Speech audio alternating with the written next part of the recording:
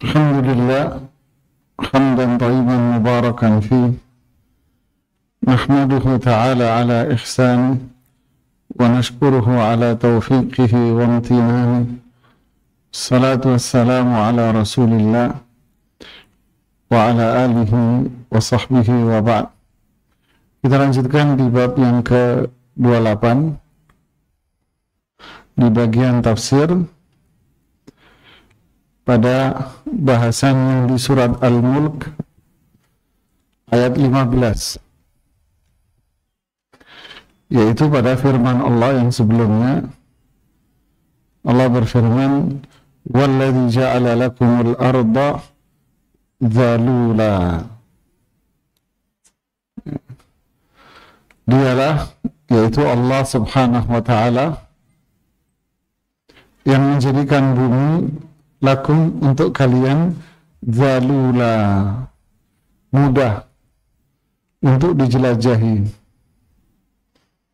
Di sini Allah sebutkan bahwa bumi ini al-ardu dzalul, yaitu bumi yang dzalul. Dzalul, para ulama bahasa mengatakan kata dzalul ini dipakai untuk ternak, untuk binatang ternak. Mereka bilang dabah dzalula, artinya binatang yang mudah dikendalikan, ya, mudah dinaiki, mudah diapain aja, ya, nurutlah kata. Jadi ad-dalul itu artinya al-munqad, yang gampang diatur, ya, disuruh ngapain aja nurut dia. Disuruh ngangkut barang banyak, ya nurut. Suruh ngangkut orang, nurut. Suruh jalan, ya, suruh duduk, ya, siapain, sudah gampang nih binatang ini. Itu makna dari apa? Dzalul. Ya. Di sini ja'ala lakumul arda dzalula. Allah jadikan bumi buat kalian itu sangat mudah sekali. Ya, sangat mudah. Sangat mudah apa? Nah, itu yang dijelaskan pada pertemuan yang lalu. Ya, ya, mudah diapain aja, nurut. Jadi diibaratkan. Jadi ini dibuat perumpamaan, bumi itu diibaratkan seperti apa? Seolah-olah seperti apa? Ternak. Ini nurut. Artinya bukan kita yang ngikutin ternak, tapi ternak yang ngikutin kita. Itu maksudnya itu. Pokoknya ternak ini mau kamu apain aja ngikut gitu. Itu maksudnya dzalul. Jadi bumi diumpamakan dengan itu. Ya, subhanallah. Kemudian saya jelaskan sedikit baru biar nyambung nanti penjelasan Ibnu Qayyim. Kemudian famshu fi manakibiha. Lalu oleh karena itu, ya, huruf fa, ya, oleh karena itu, ya, bumi ini mudah. Jadi bumi ini ya kayak ternak dari nurut sama kamu. Kamu mau apain aja, bumi ini udah siap, gitu loh. Bukan kita yang ngikut bumi, tapi bumi akan ngikut kita. Anda mau apa, bumi ini udah siap aja, gitu loh. Oleh karena itu, nah, famsu, maka jalanlah kamu. Bumi ini nurut, sudah ngikut sama kamu, maka jalan kamu. Jalan di mana? Fi manakibiha. Manakib itu bentuk jamak dari tunggalnya yang namanya mankib. Oh, mankib. Mankib bahu. Nah, bahu. Ini kan bahu. Ini bahu. Itu mankib namanya.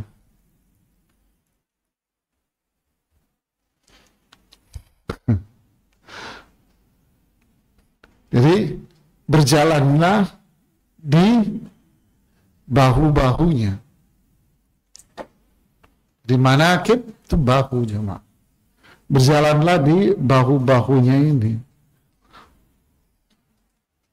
Apa maksudnya? Lalu apa korelasinya dengan mudah, sangat mudah? Kemudian yang kedua, berjalanlah di bahu-bahunya. Kemudian yang ketiga, wa kulu min rizqi, makanlah dari rezekinya. Apa kaitan tiga hal ini? Paham nggak pertanyaan saya? Paham? Mudah, bumi ini mudah sudah. Kamu mau apa, dia akan ngikut sama kamu. Seperti layaknya binatang ternak, Anda mau apa, dia ngikut, nggak akan ngelawan. Kenapa? Karena memang dia ternak. Oke? Makanya, famsu, udah jalan aja di atasnya. Nah ini apa maksudnya? Kan gitu kan? Apa maksudnya? Mudah kok suruh jalan di bahu-bahunya. Apa yang dimaksud bahu? Dan makanlah rezeki darinya. Nah ini yang dijelaskan oleh Imam Ibnu Qayyim rahimahullah. Padahal dibaca dari yang B.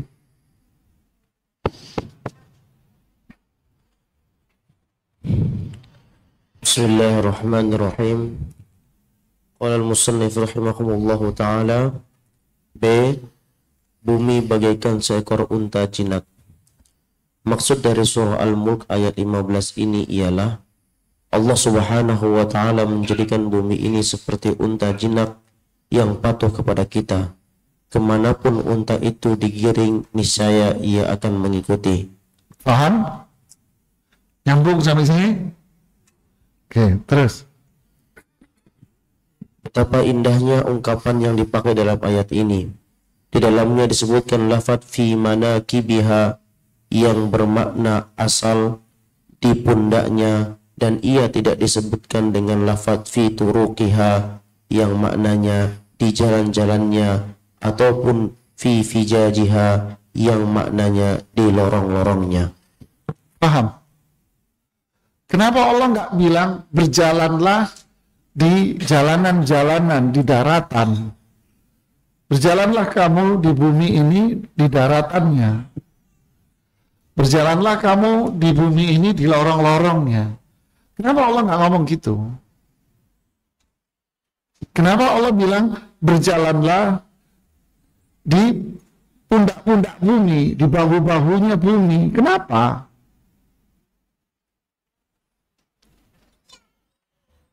Nyambung? Sini aja nyambung dulu yang ini. Ngerti nggak yang di sini? Ya. Terus lanjutkan. Penggunaan kata ini amat sesuai dengan kalimat sebelumnya, karena sebelumnya disebutkan bahwa bumi itu bersifat dalula, tunduk atau jinak. Sebagaimana diketahui, orang yang berjalan di muka bumi seolah-olah menginjak pundaknya, yaitu bagian atas dari segala sesuatu. Paham sekarang? Mulai nyambung? Ya. Imam Al-Alusi ini punya tafsir. Tafsir Alusi ini pendekatannya pendekatan bahasa dan sastra, bukan untuk konsumsi umum, bahkan untuk pelajar yang masih tingkat bawah bukan. Alusi ini, tafsir Alusi untuk kalangan menengah ke atas kalau istilah ekonominya. Beliau bilang ini perumpamaan dengan onta. Diumpamakan seperti apa? Onta jinak. Bahu atau pundaknya onta itu adalah sesuatu yang paling mudah untuk ditunggangi. Kalau naik onta, naik apanya yang didudukin? Sini ya kan? Ya di sini, kalau duduk di belakangnya gimana ceritanya? Ya kan? Jadi yang paling mudah ditunggangi, dinaiki onta itu ya situnya. Sangat mudah dia. Dan pundaknya onta itu sesuatu yang sangat riskan. Bahkan mereka mengatakan tidak bisa dia diinjak dengan keras. Kamu injak keras ininya dia, bisa bahaya buat onta itu. Artinya sangat apa? Mudah sekali dia. Mudah, maksudnya mudahnya itu yang dicari. Nah, di sini Allah bilang, bumi itu mudah. Lalu berjalanlah di pundaknya. Nah, pundak sesuatu yang sangat mudah untuk dikuasai dan ditunggangi. Apa maksudnya?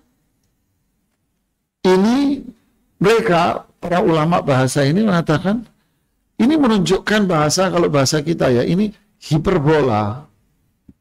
Atau hiperbola. Menunjukkan sesuatu yang gede gitu, hiperbola. Hiperbola apa? Hiperbola akan sesuatu yang super mudah. Lifarat, yang mereka bilang, ini kami tak coret-coret di sini, Bu. Jenggotan semua buku saya itu. Masalun lifaratit tadlil wa mujawazatihil ghayah. Kalau di tafsir Al-Kasyaf namanya, Zamakhsyari. Dia bilang, ini menunjukkan farat. Farat itu super mudah untuk dijalani, ditunggangi, agar kalian sampai di tujuan.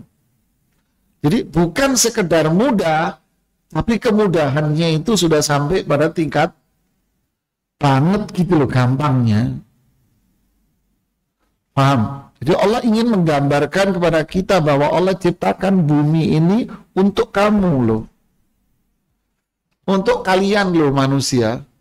Dan kalian bisa berjalan di muka bumi ini, mencari rezeki, karunia, rahmat Allah di muka bumi ini, bukan sekedar mudah, tapi super mudah. Sangat mudah kamu mendapatkan apa? Semudah kalian naik ke pundaknya onta. Paham? Paham belum? Paham, Mas? Makanya jangan selonjoran, Pak, kalau duduk biar gampang pahamnya. Ini selonjoran sih. Akhirnya kan jempol duluan nanti. Paham nggak, Bu? Paham belum? Kalau belum tak ulangi lagi. Belum?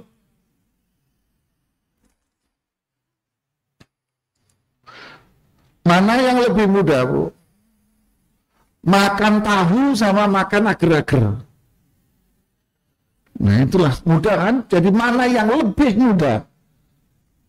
Makan apa? Nah kan saya cuma ngasih contoh. Saya cuma ingin menggambarkan sesuatu yang sangat mudah. Padahal kalau ngasih contoh tempe aja sudah gampang gitu loh. Ya enggak? Roti aja udah cukup.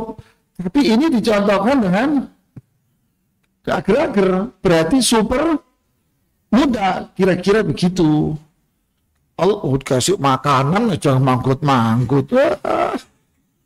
Angel ini. Jadi Allah ingin menggambarkan bahwa bumi ini sangat mudah. Bukan mudah lagi, sangat mudah. Untuk saya apain? Nah, endingnya itu kan itu. Wa kulu min rizki, itu endingnya. Mudah untuk apain? Saya berjalan, saya cari rumah, saya bangun rumah, saya ya itu cari rezeki itu sudah gampang sudah. Super mudah. Kalau orang bilang, saya mau cari kerjaan sulit ya. Ya ente yang ngomong sulit, ya sulit. Kayak orang naik sepeda. Dulu kita kecil-kecil belajar sepeda. Ini kayaknya jatuh ini. Aku kalau naik jatuh ini. Jatuh nggak dia naik? Jatuh, Pak.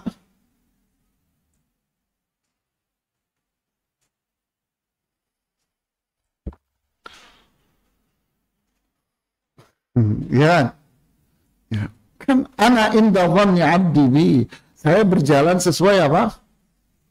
Prasangka. Kamu nggak percaya sama Allah? Ya udah. Silakan.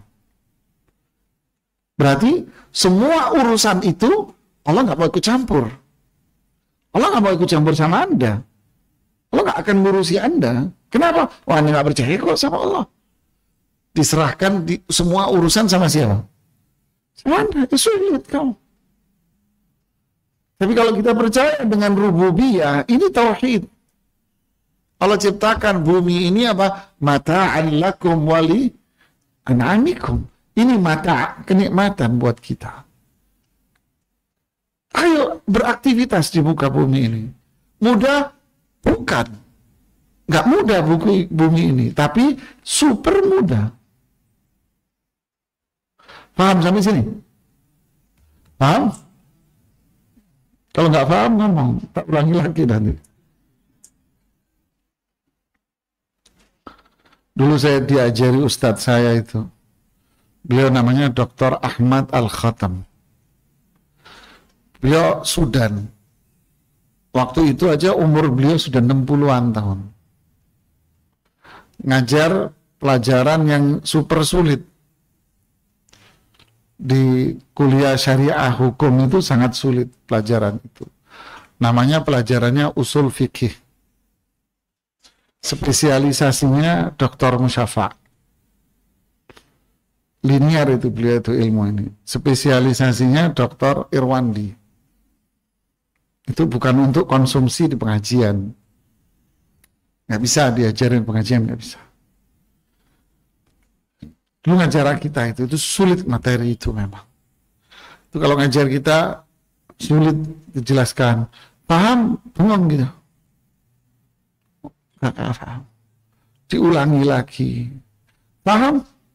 Belum. Diulangi lagi 4 kali, 5 kali gitu diulangi. Dan itu ngajar setiap hari. Materi mumet ini setiap hari. Sabar ngajarin kita. Jadi kita belajar ilmu dan belajar juga dari situ kita. Oh gini kalau ngajar itu. Ya. Itu diajari sama orang-orang kayak gini. Benar kata orang dulu, belajarlah dari orang tua-tua kalian. Ya dulu guru kita tua memang orangnya. Tapi sabar. Muncul lagi, ngajar bahasa Arab. Waktu itu umurnya 80 lebih. Jadi kalau ngajar duduk, Bu. Pak, ini sedikit cerita ya. Beliau ini memiliki gelar S2 2, S3 2. Semuanya ilmu alat bahasa Arab. Ngajar ilmu alat bahasa Arabnya. Luar biasa, sulit Pak. Analisa Quran dari sisi bahasa. Duduk ngajar, padahal umurnya 80. Sama, paham? Ana ulangi lagi sambil duduk dia. Begini. Kita belajar, oh begini cara. Begitulah orang tua-tua dulu kita ngajarin kita. Jadi kita ini harus telaten memang ya. Begitu. Kalau belajar sama anak muda-muda, suruh berantem. Beneran. Ya. Jadi kalau nggak paham, nggak apa-apa ngomong, Bu. Paham ya? Oke, alhamdulillah. Kita lanjutkan. Oleh sebab itu pula, ada yang menafsirkan lafaz manakibiha, pundak-pundak bumi, dengan gunung-gunung. Sebentar. Coba ulangi, oleh sebab itu pula. Ya. Oleh sebab itu pula, ada yang menafsirkan lafaz manakibiha, pundak-pundak bumi, dengan gunung-gunung, seperti halnya pundak manusia, yakni bagian-bagian tertinggi darinya, atau puncaknya. Sebagian ahli tafsir menjelaskan, ungkapan demikian memberikan isyarat bahwa berjalan di datarannya adalah lebih mudah. Berarti ada berapa penafsiran? Dua dong. Ada yang mengatakan maksud dari manakib berjalanlah di pundak, itu maksudnya pegunungan. Jadi bumi ini sangat-sangat mudah. Oleh karena itu jalanlah di gunung. Itu dulu ya, jangan bingung dulu kamu. Yang kedua mengatakan bumi ini sangat-sangat mudah. Makanya jalanlah di dataran rendahnya. Oke, kita lanjutkan komentar Ibnu Qayyim. Ulama lainnya berpendapat arti kata fi manakibiha adalah di segala sisi dan penjurunya. Semuanya, ya datarannya, ya dataran tinggi, rendah, semua. Terus? Sama artinya dengan ungkapan manakibul insan, yang artinya sisi-sisi pada tubuh manusia. Ya, terus? Yang jelas, kata manakibiha menunjukkan makna a'aliha, yaitu bagian atasnya. Bagian ini adalah bagian yang dilalui oleh makhluk hidup. Dalam hal ini adalah permukaan bumi, bukan sebaliknya. Jadi yang dimaksud bagian atas itu adalah permukaan. Berarti dataran apa? Permukaan. Dataran rendahnya. Ya. Bagian tinggi maksudnya bagian rendahnya, bukan atas. Oke, terus. Sebagaimana yang dimaksud dengan permukaan bola ialah bagian paling atas benda tersebut. Bukan atasnya, bukan gunung. Atas ini bukan gunung. Terus. Di samping itu, berjalan kaki hanya dapat dilakukan di permukaan bumi atau datarannya. Jadi kan atau daratannya. Maaf. Al-arda zalula, bumi ini sangat mudah. Famshu fi manakibiha, jalanlah di mananya, berarti jalan yang gampang. Dataran rendahnya. Loh, kalau Anda jalankan ke gunung sulit. Berarti. Nah, ini logikanya mereka, para ulama. Terus. Maka tepatlah jika pernyataan ini diungkapkan dengan kata manakibiha berdasarkan keterangan di atas bahwasanya bumi itu zalula, tunduk. Nah, tunduk. Ya. Lalu fungsi gunung apa?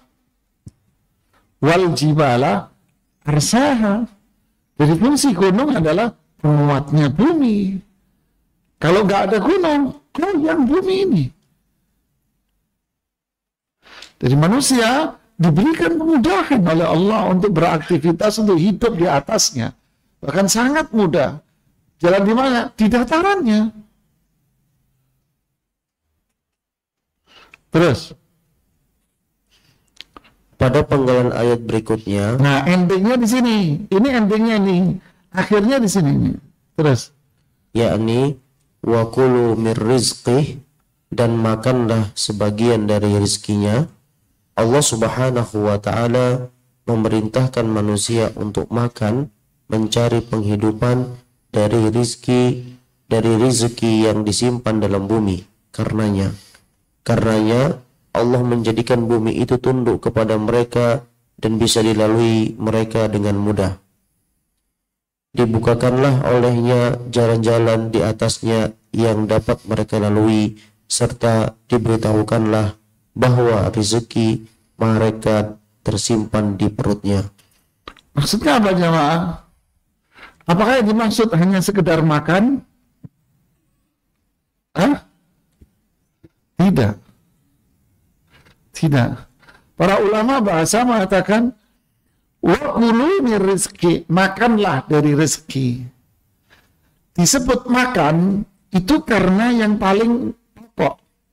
Dan itu yang dominan dalam kehidupan. Saya bacakan di tafsir Alusi namanya. Kathiran ma yu'abbar an wujuhil intifa' bil akal.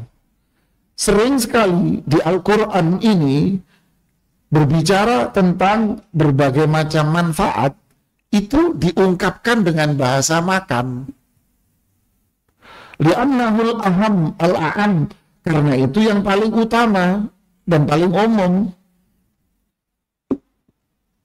Paham? Sehingga maknanya di sini apa? Iltamisu min ni'amillah, carilah semua nikmat Allah di atasnya.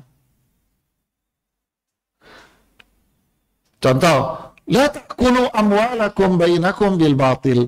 Jangan makan harta di antara kalian dengan cara yang, apakah yang dilarang itu cuma makan?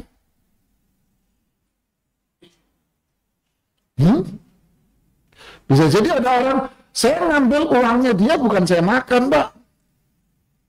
Saya ambil buat apa? Buat investasi. Kan yang dilarang di Al-Quran makan. Saya nggak makan. Ya kan? Larangan makan harta anak yatim. Sama. Saya nggak makan hartanya anak yatim. Duitnya dia banyak, saya ambil, saya pakai untuk investasi. Saya pakai untuk dagang, daripada ditaruh di bank, terjadi apa? Inflasi, saya ambil, saya pakai buat dagang. Saya kan nggak makan, yang dilarang di Al-Quran makan. Gimana Mas kalau ada orang ngomong begitu? Apa? Nah ini yang dimaksud beliau. Jadi banyak di Al-Quran itu bicara tentang manfaat, ya, tapi diungkapkan dengan kata makan. Kenapa? Karena manfaat yang paling penting bagi orang secara umum, paling umum apa? Makan. Bukan berarti yang dilarang cuman makan tok. Berarti dalam konteks surat ini, ayat ini, cuman makan aja, enggak. Tapi yang dimaksud di situ adalah seluruh nikmat Allah. Ibnu Katsir komentarnya bagus. Sebentar, saya bacain.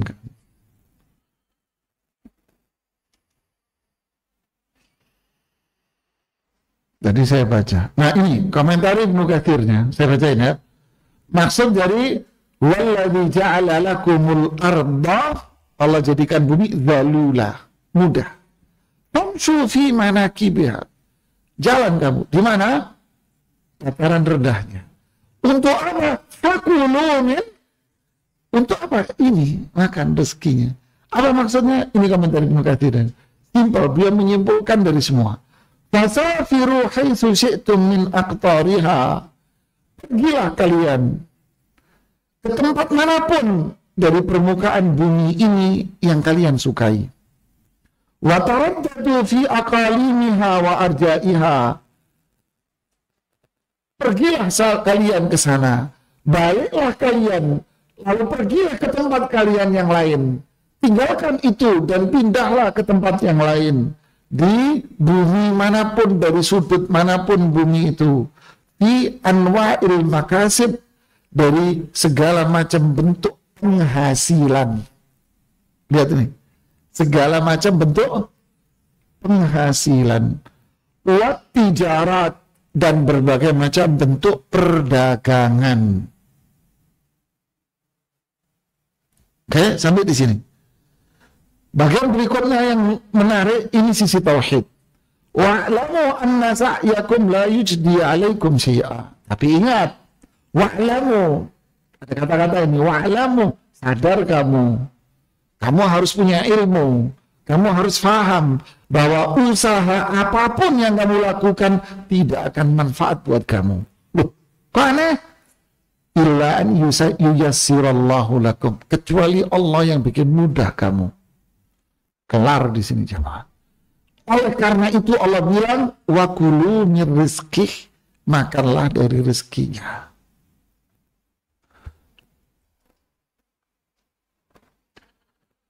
Jadi kalau Allah berkehendak untuk menjadikan agar itu mudah dimakan, akan gampang. Tapi kalau berkehendak untuk jadi bantet, Bu. Akhirnya dia bilang apa? Sulit saya cari kerjaan. Repot. Kenapa? Berarti Allah bikin jalannya dia apa? Sulit. Allah bikin sulit jalannya. Hukum aslinya apa sebetulnya? Kesimpulannya, hukum aslinya mencari maisha, mencari rezeki di muka bumi ini. Hukum aslinya apa? Mudah atau sangat mudah? Sangat mudah.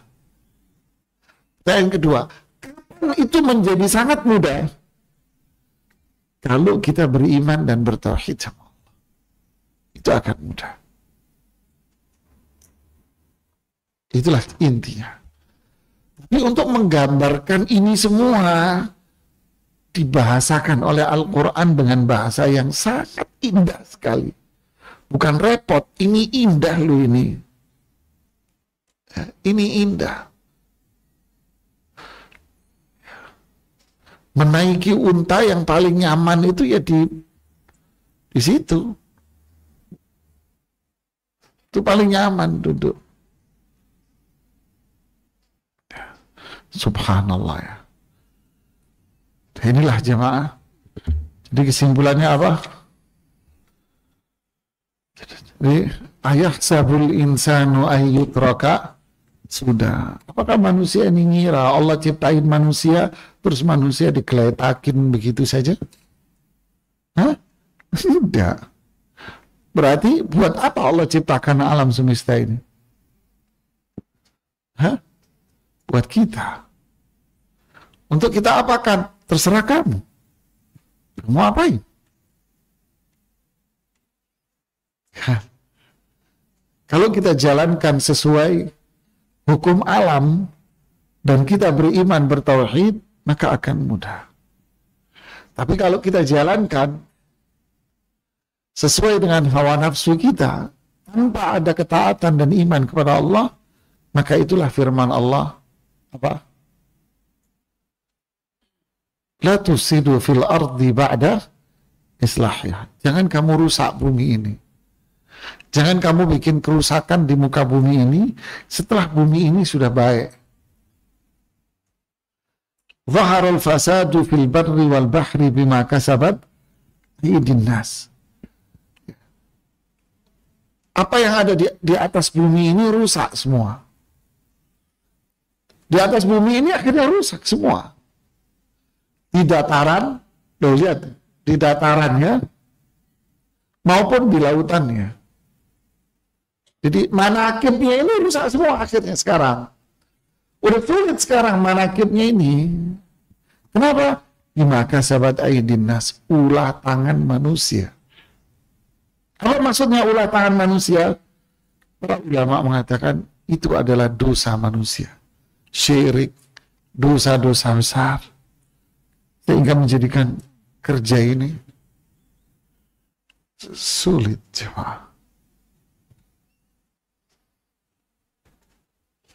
Rusak, rakus. Anda mau jualan apa? Jualan air? Nggak bisa. Kenapa? Karena pasar jualan air sudah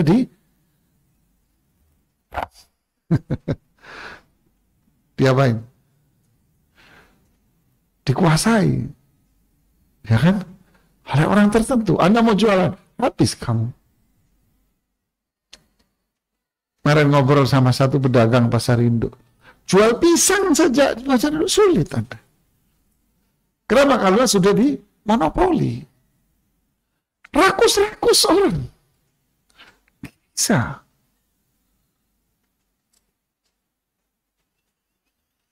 Karena sifat rakusnya, kesombongannya, hasadnya, sehingga masyarakat yang miskin ini nggak dikasih kesempatan untuk apa? Untuk menggali alam ini, untuk mengambil kemudahan, untuk menundukkan alam, gitu kan? Ya, untuk memanfaatkan di sini. Ibarat omongannya Fir'aun, waliya mulku Misra. Kekuasaan Mesir ini milik saya. Waliya mulku Misra. Ya. Mulku Misra. Misr itu artinya apa? Negara, kota besar yang sudah komplit dengan fasilitas dan sarananya, kata para ulama bahasa. Ada sekolah, ada pasar, ada ini komplit, dan dia yang berkuasa di situ. Anda mau apa? Nggak bisa. Anda mau tumbuh, dibunuh kamu nanti. Jadi yang salah siapa sebetulnya? Hah? Zaharal fasadu fil barri wal rusak. Lalu setelah itu Allah yang disalahkan. Allah nggak adil.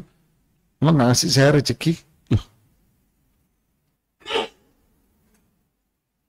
Gimana jemaah? Saya pernah cerita dulu di sini. Di masa saya kecil dulu jemaah, di tempat saya namanya Kota Bangil, di daerah wilayah Kabupaten Pasuruan. Saya tinggal di kampung, orang bilang kampung Arab.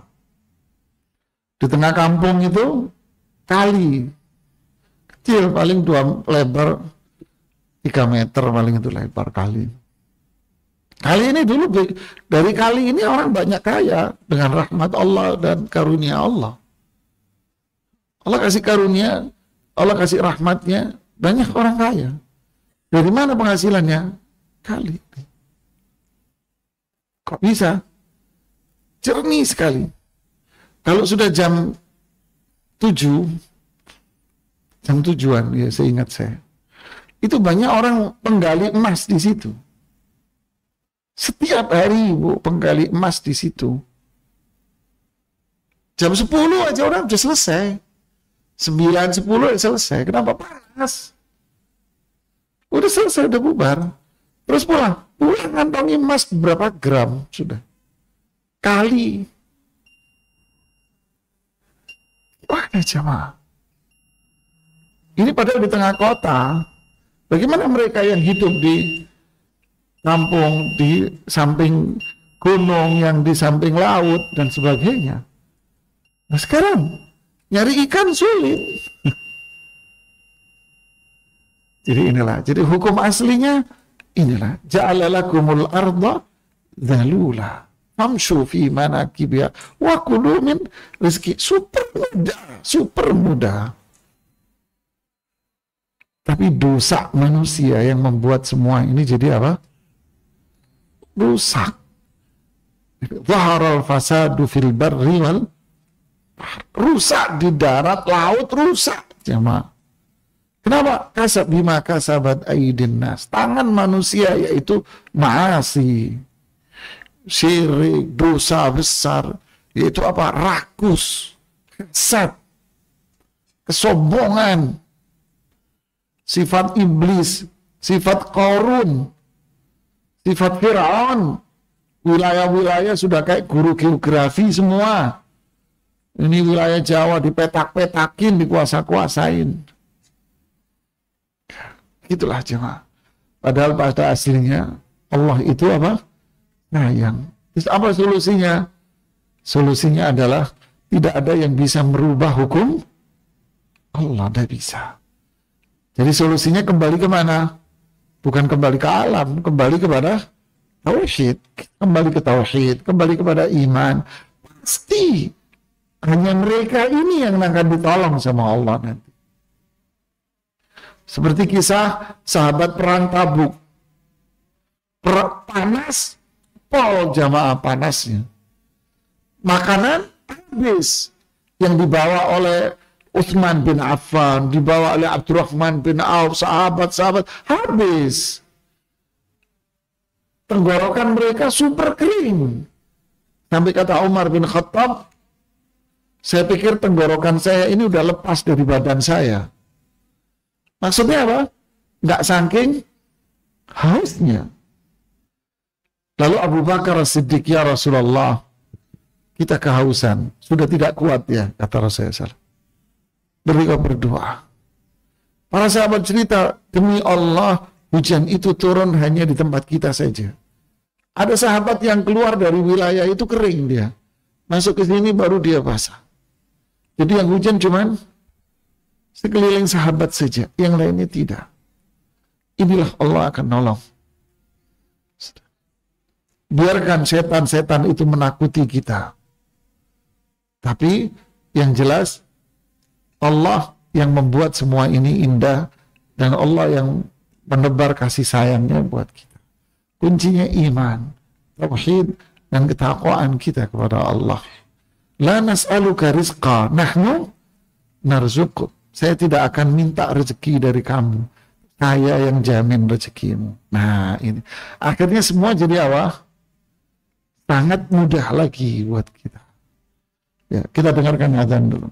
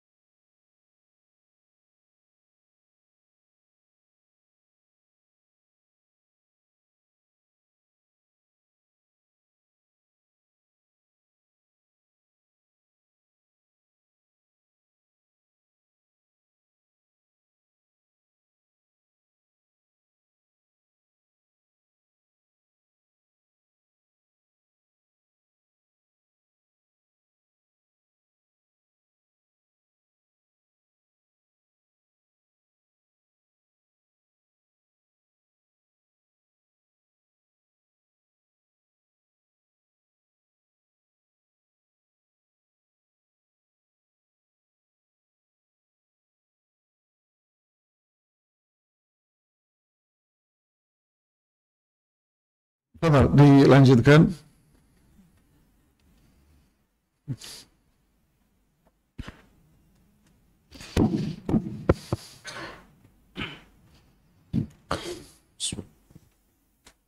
Disebutkan pula kesiapan bumi untuk dijadikan tempat tinggal, tidak lain agar hambanya dapat mengambil manfaat darinya, bisa pulang dan pergi melalui permukaannya tanpa kesulitan, serta dapat memakan rezeki yang disediakan Allah di dalamnya, yakni bagi para penghuninya makhluk hidup.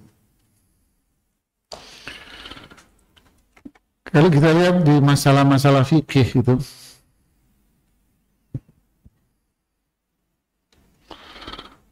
hadis di antara hadis-hadis yang pertama disajikan di Bulughul Maram, sahabat bertanya, "Ya Rasulullah, inna kunna narkabul bahra." Kita naik kapal laut, naik kapal. Dan kita tidak membawa air tawar, tidak bawa air tawar yang cukup buat kita. Maksudnya air tawarnya cukup buat minum. Kalau kita pakai wudhu, nggak bisa minum kita. Kalau kita pakai minum, nggak ada wudhunya. Gitu kan? Gimana nih ceritanya? Lihat kaidahnya. Wat tahuru ma'uhu al-hillu maitatuhu. Inilah kemudahan yang sangat mudah yang Allah berikan. Laut itu airnya suci.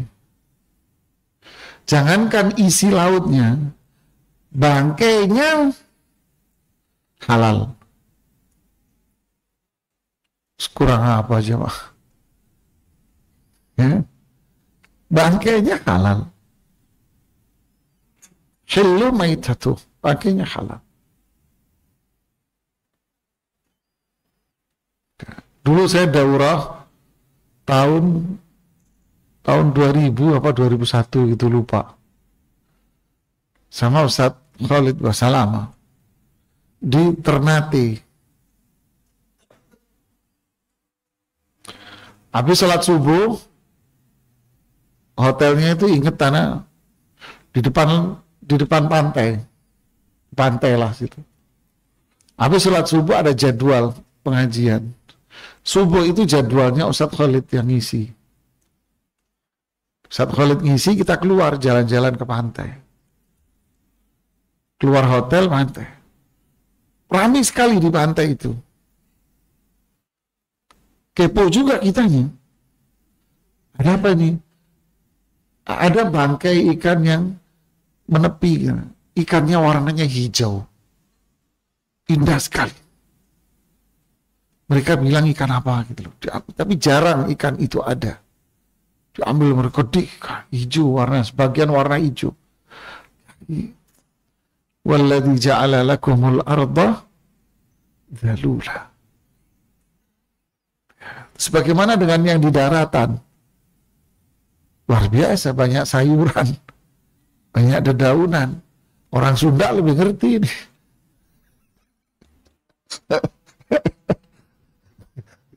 Orang Sunda tinggal kasih beras doang.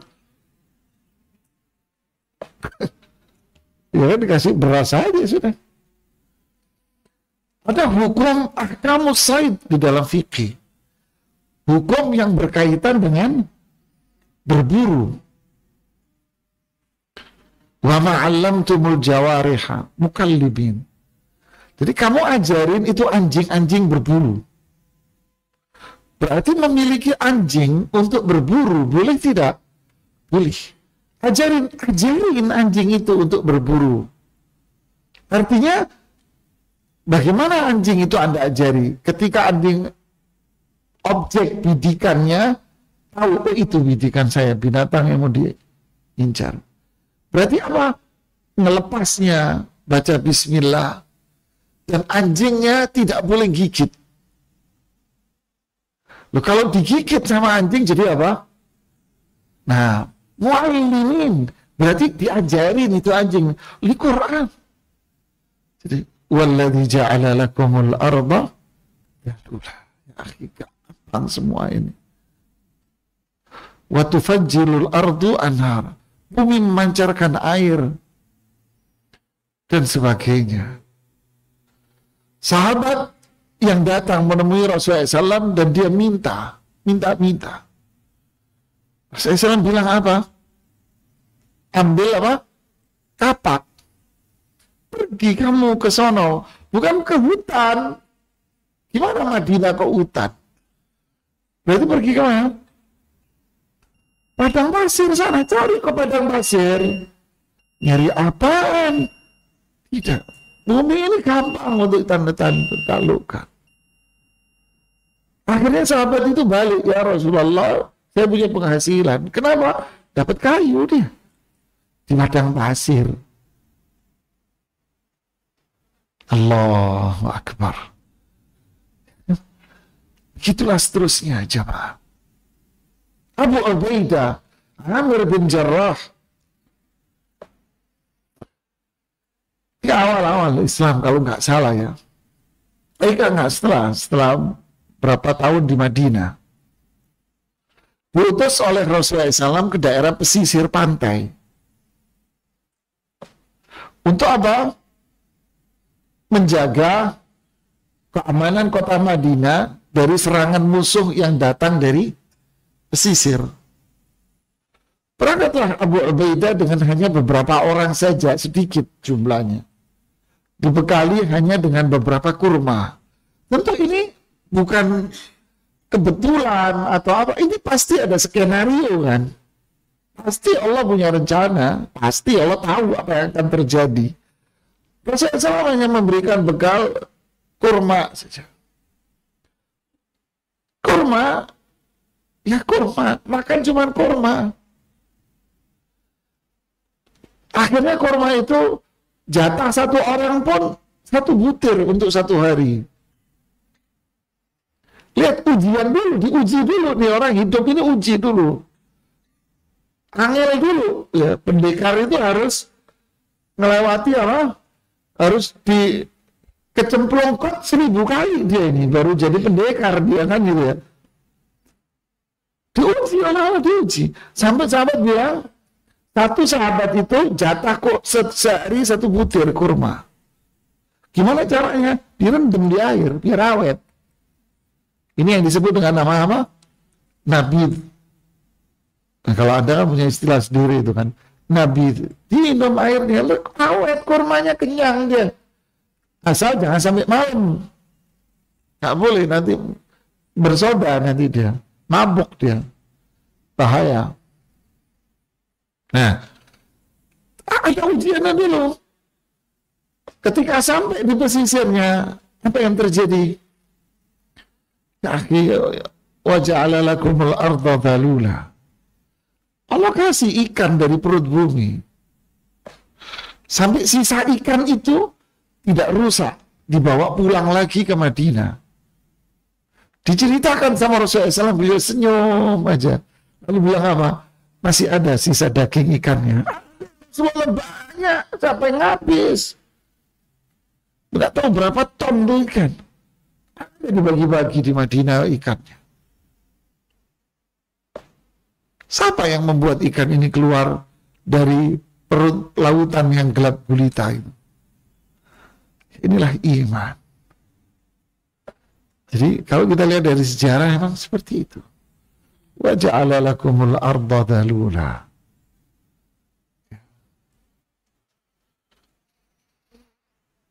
Habis daurah di Ternate, kita pindah ke Manado. Dari Manado, kita bikin pengajian Gorontalo. Melewati satu kota, Mobago apa? Kota Mobago ya. Ya. Sebelum kota Mobago itu pesisir-pesisir. Ingat saya makan siang di situ. Ustaz Khalid tidak ikut karena beliau kita ngisi di Manado beberapa sesi seharian, kita yang pergi ke sana.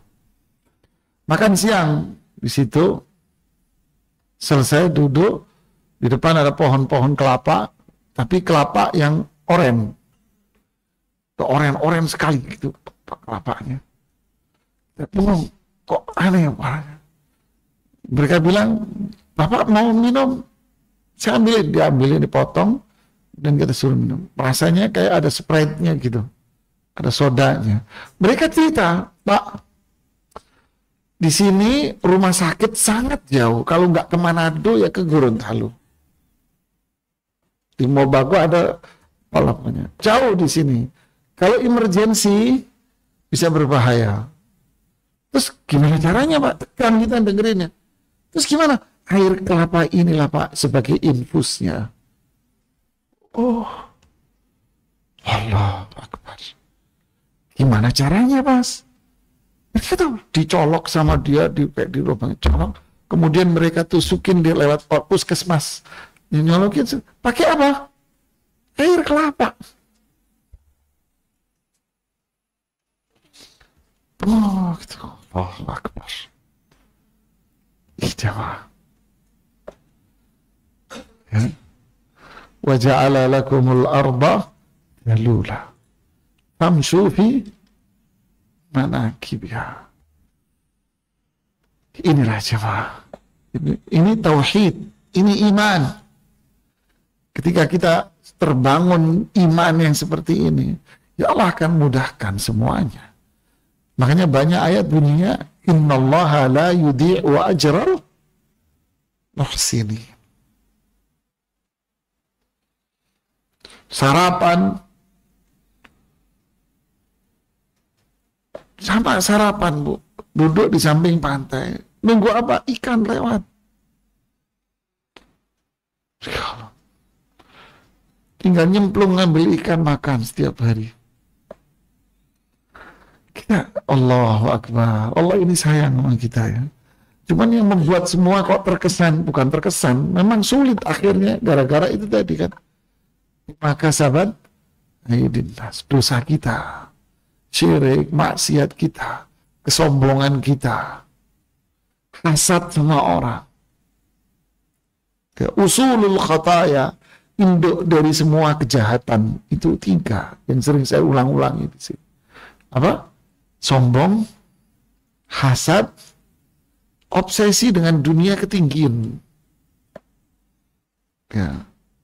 Alhaakumut takatsur. Makanya setelah ini dia ngangkat ayat alhaakumut takatsur.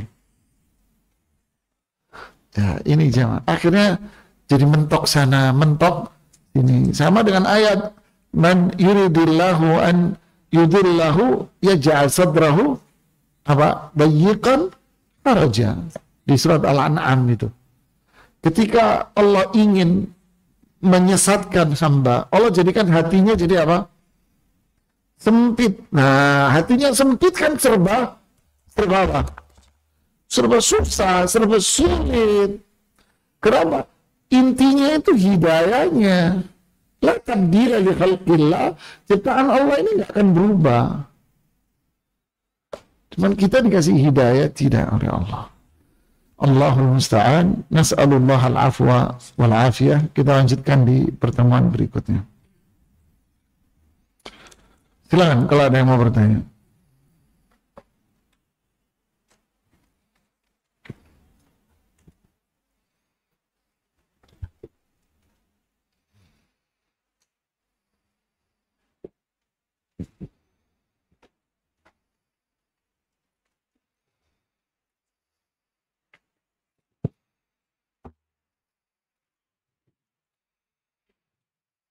Pertanyaan dari WhatsApp.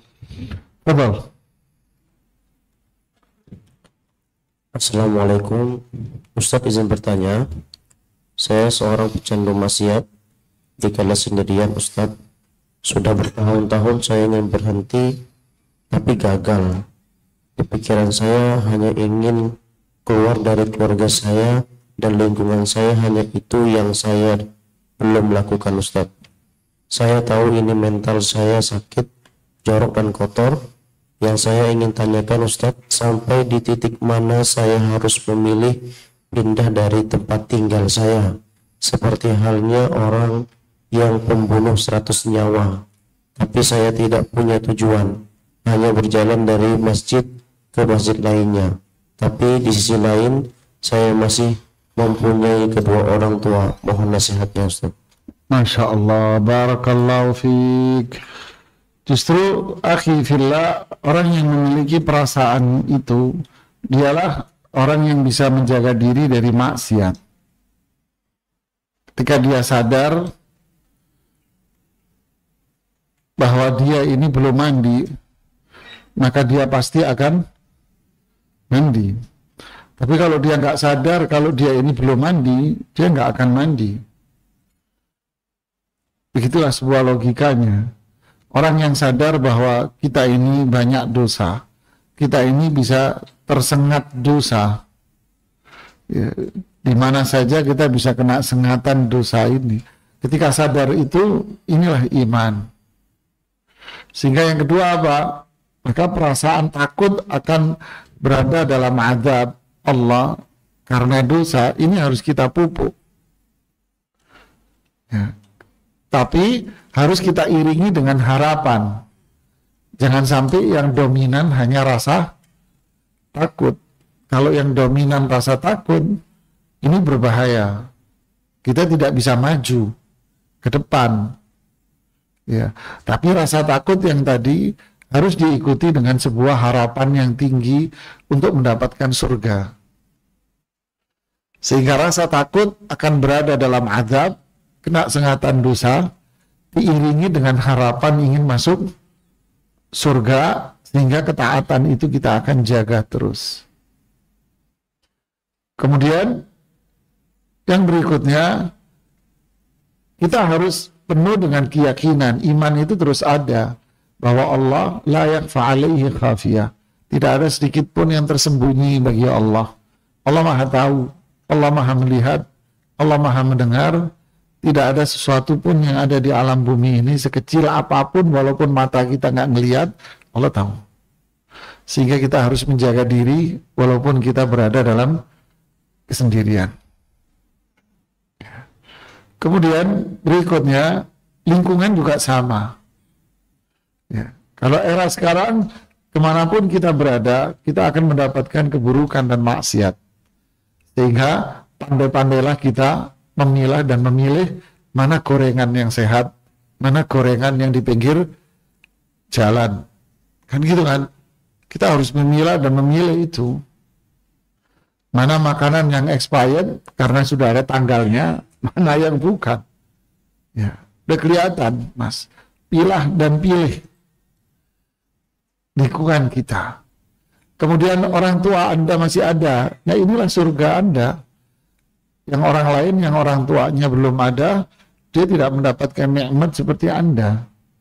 Urusi orang tuamu dengan baik, berbaktilah, itulah ridho Allah buat Anda. Wallahu a'lam. Ada lagi?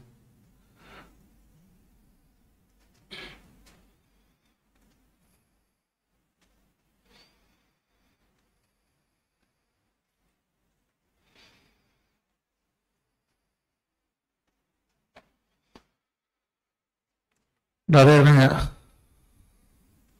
Alhamdulillah. Fadal.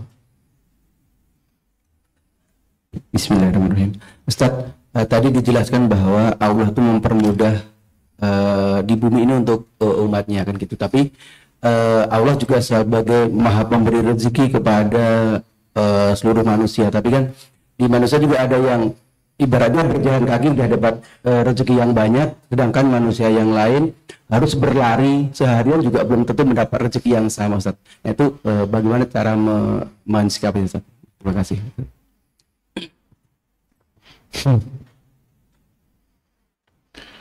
Rezeki orang itu beda-beda, kata masyarakat awam kan gitu. Sehingga Anda, apa maknanya? Anda tidak boleh berkaca rezeki Anda dengan kacanya orang.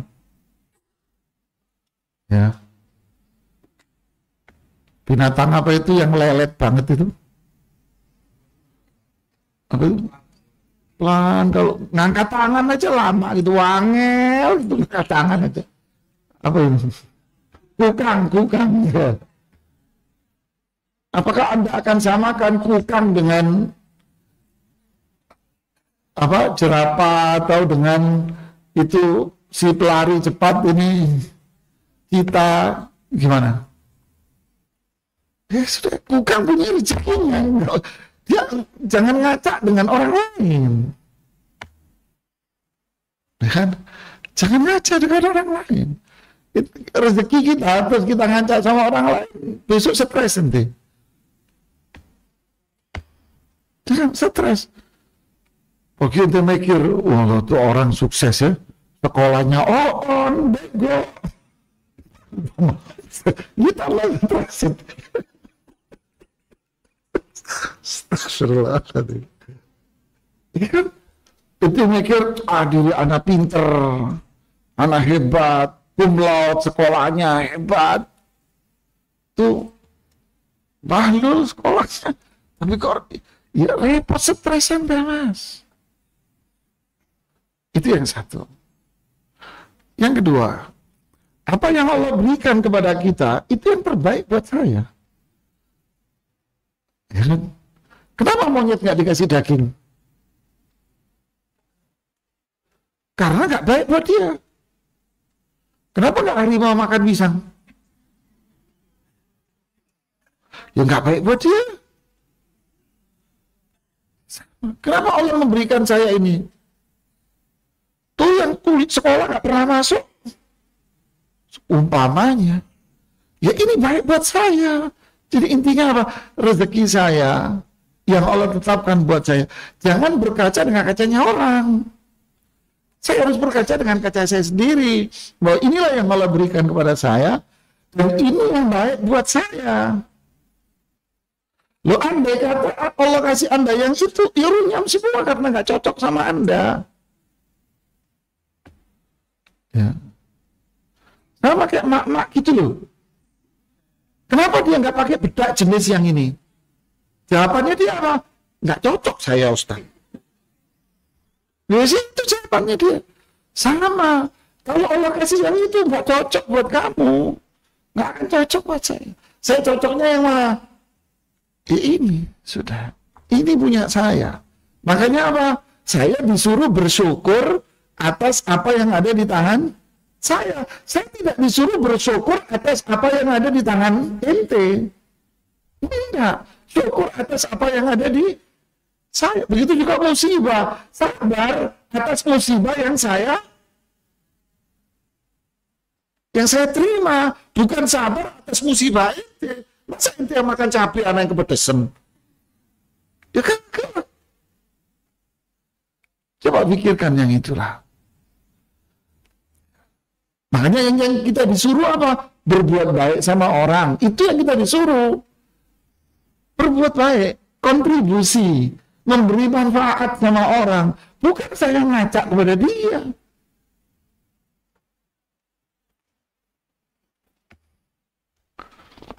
Ya. Wallahu a'lam. Ya, ada lagi. Silakan, Mas.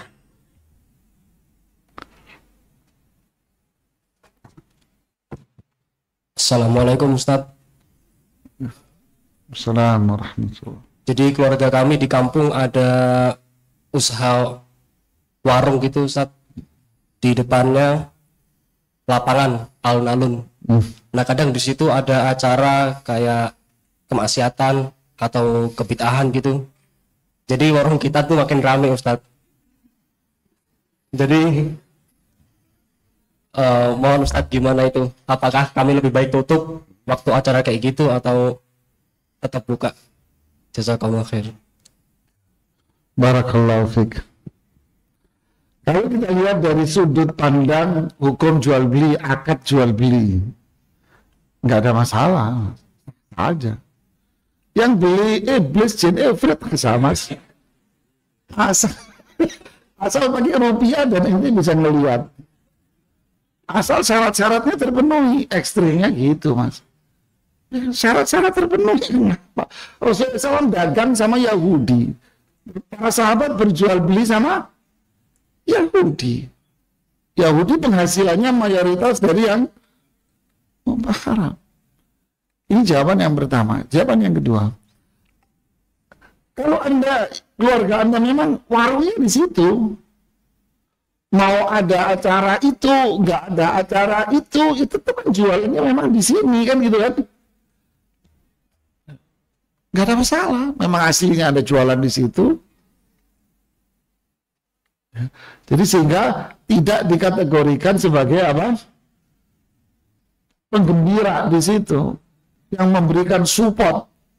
Memang saya di sini dari sepi sampai ada anak kecil yang main bola sampai apa ya tetap saya jualan di sini. Ya, jadi nggak ada apa-apa, nggak ada masalah.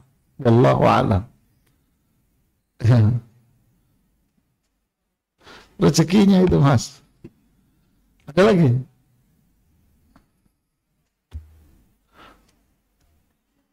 Tidak ada, kita cukupkan sampai di sini. Subhanakallahumma bihamdik asyhadu an la ilaha illa anta astaghfiruka wa atubu ilaik. Assalamualaikum warahmatullahi